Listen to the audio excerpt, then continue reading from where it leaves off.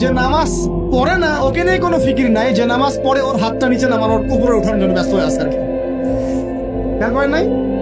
যে নামাজ পড়ে না কোনো ফিকিরই না, যে বেচারা নামাজ ধরেছে ওকে ডেকে আনা হচ্ছে, এদিকে আসো, তোমার নামাজ ঠিক হয় নাই, নামাজ এটা ঠিক করতে হবে, ওই ঠিক করতে হবে।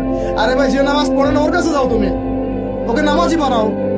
আর যারা মেহনত করে মানুষকে নামাজি বানায়, দেখবেন এই এই লোকগুলোকে টার্গেট করে ধরে ধরে নামাজ ঠিক করতেছে। যুক্তিও আছে আবার। যুক্তিটা কি বলছে? যে নামাজ পড়ে না ওর তো হিসেব আরো ডেঞ্জারাস।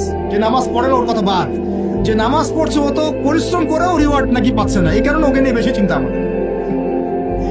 আসলে যে ইবলিসই কিয়াস, ইবলিস একটা কিয়াস করছিল না, যে আমাকে আগুন দিয়ে সৃষ্টি করেছেন আর যে আদমকে মাটি দিয়ে সৃষ্টি করেছেন, আমি কেন ওকে চেষ্টা করব? এই কিয়াসগুলো বাতিল কিয়াস। আরে ভাই, সে তো নামাজ পড়ছে, অ্যাটলিস্ট সে তো নামাজ পড়ছে। কে বললো যে এই ইখতিলাফি মাসালাগুলোর কারণে নামাজই কবুল হবে না? নামাজ কবুল করার দায়িত্ব কি আপনি নিয়েছেন নাকি? নামাজের মধ্যে সবচেয়ে ইম্পর্টেন্ট জিনিসটা কি?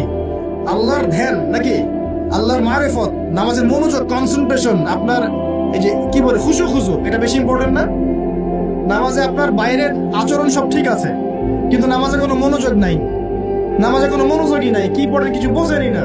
নামাজ পড়ে আল্লাহকে পাচ্ছেন না, চিনছেন না, নামাজ পড়েও আপনি পাপ থেকে দূরে থাকতে পারছেন না, তার মানে নামাজ কবুল হচ্ছে না। তো নামাজের ভিতরের রূহটা কোথায়, আত্মাটা কোথায়? ভিতরের আত্মা নিয়ে মেহনত কম, বাইরের বিষয় নিয়ে মেহনত বেশি। আল্লাহ পাক মুসলিম উম্মাহকে বোঝার তৌফিক দান। ইবলিস অহংকার করেছে বলে কি হয়ে গেল? আল্লাহ পাক তাকে রিজেক্ট করলেন। তো আল্লাহ রাব্বুল আলামিন আমাদের সবাইকে অহংকার থেকে দূরে রাখুন, আমিন। এবং আমাদের মনে যদি অহংকার থেকে থাকে, এগুলোকে দূর করে ফেলার তৌফিক আল্লাহ পাক দান। কিভাবে? দুটো কাজ করলে দূর হয়ে যাবে। এক, বেশি বেশি মৃত্যুর কথা স্মরণ করলে। যখন আমি ভিতর থেকে ফিল করবো যে আমাকে মারা যেতে হবে, আমার হিসেব আমাকে দিতে হবে, তখন দেখবেন নিজেকে নিয়ে মানুষ বেশি ব্যস্ত থাকে। আর যখন মানুষ নিজে অহংকারী হয়ে যায়, মনে করেন আমি তো পার পেয়ে গেছি, তখন মানুষ অন্যের দিকে বেশি তেল দেওয়া শুরু করে, অন্যের চরকায় বেশি তেল দেওয়া শুরু। আগে না বাবা, নিজের চরকা আগে তেল দাও। তুমি নিজের আমলের কি অবস্থা, আকীদার কি অবস্থা, আল্লাহকে পেলাম কিনা, কোরআন পড়তে জানি কিনা, হাদিস কতটুকু মুখস্থ করলাম, কতটুকু দাওয়াতের কাজ করলাম, দিনের জন্য কি করলাম, এই ফিকির আগে করো তুমি, তারপরে না মানুষের দিকে চোখ দাও। হিংসা করা যাবে না, আল্লাহ নূর পেতে হলে অহংকার করা যাবে না। 3 নাম্বার একটা জিনিস বলে দেয়, কি করা যাবে না? কাউকে অপবাদ দেওয়া যাবে না। কাউকে কোনো মিথ্যা অপবাদ দিলে অন্যের হকে আপনি দায়গ্রস্ত হয়ে যাবেন, তখন অন্যের হকের দায়গ্রস্ততা পূরণ করতে আল্লাহর কাছে আপনাকে কঠিন বিচারের সম্মুখীন হতে হবে। অন্যের উপর অপবাদ দিলে, অন্যের নামে গীবত করলে এবং সমালোচনার অপসংস্কৃতির চর্চা করতে থাকলে আল্লাহর নূর পাওয়া যাবে না। 4 নাম্বার কি? 4 নাম্বার পরশ্রী কাতরতা। অন্যের সুখ দেখে, উন্নতি দেখে, অগ্রগতি দেখে আপনার সহ্য হয় না, চলে। ঠিক আছে? এইরকম মিন মাইন্ডেড, মানে ছোট লোকের মনোভাব থাকলে কোশ্চেন কেন আল্লাহর নূর কলবে আসবে। আর 5 নাম্বারটা হচ্ছে মানুষের প্রতি দয়ালু হতে হবে। কি হতে হবে? দয়ালু। দয়ালু মানে কি? যে সবাইকে আগে নিজের ভাই মনে করতে হবে।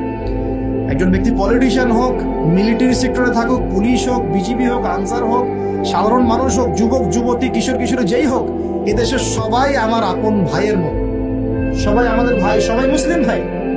হ্যাঁ, ওদের মধ্যে মাযহাবী পার্থক্য থাকতে পারে, তরিকার পার্থক্য থাকতে পারে, পলিটিক্যালি পার্থক্য থাকতে পারে, মতাদর্শের পার্থক্য কি থাকতে পারে না? থাকতে পারে। সবার মত কি একরকম হতেই হবে? কিন্তু তারা সবাই আমার মুসলিম ভাই। যতক্ষণ পর্যন্ত না তারা প্রকাশ্য কোনো কুফরির ঘোষণা দিয়েছে, ততক্ষণ পর্যন্ত কি সবাই মুসলিম ভাই। আগে সবাইকে ভাই মনে করে জনদরদিত হতে হবে। আগে সবার ভালোটা বুঝতে গেলে আগে জনদরদিত হতে হবে, রহম দিলওয়ালা হতে হবে। আপনি হকের উপর থাকবেন, ন্যায়টা ন্যায় হবে, অন্যায় অন্যায়।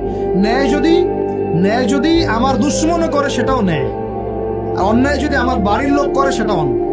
একটা সৎ অন্তর লাগবে। তো এই রহম দিলওয়ালা না হতে পারলে খিদির হওয়া যাবে না। কারণ আল্লাহ পাক খিদির সম্পর্কে বলছেন যে আমি খিদির আলাইহিস সালামকে আমার পক্ষ থেকে রহমত দিয়েছিলাম, দয়া দিয়েছিলাম।